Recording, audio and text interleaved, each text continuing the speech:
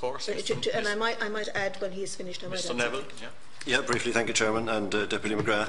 The hypocrisy, if there is hypocrisy, I think is wholly and solely on the legislature and the government of this country in pleading in America on one hand for illegal Irish and putting that position against our situation in Ireland. Undoubtedly, it is a failure of the Irish state through many generations that it has not been able to productively employ its people in its own country, and that is a great shame.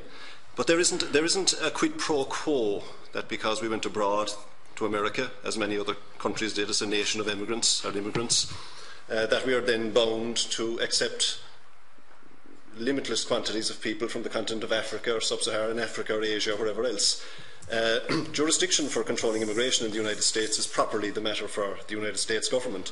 And I don't see it, perhaps as you're implying, to some extent in terms of a population swap, because America took our people, therefore we should take Southeast Asia or sub-Saharan Africa as a quid pro quo.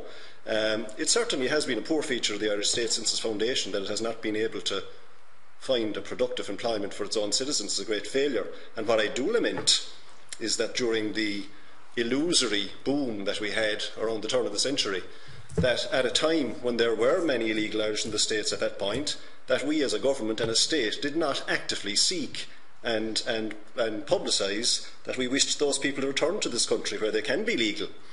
Instead, employers driven by all kinds of agendas were much happier to bring in foreign people who could be employed very willingly at possibly lower rates of pay and so forth and all the rest of it. Our duty in our boom, which is gone, was to bring our expatriated people home to work productively in their own country. We didn't do that, and it is rather lamentable that we now have to go cap in hand with bowls of shamrock every Patrick's Day around the world.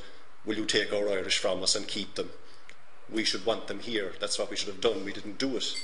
But I don't see a quid pro quo as a population swap between that situation and us taking people from all over the world without limit and without input. Okay, thank you.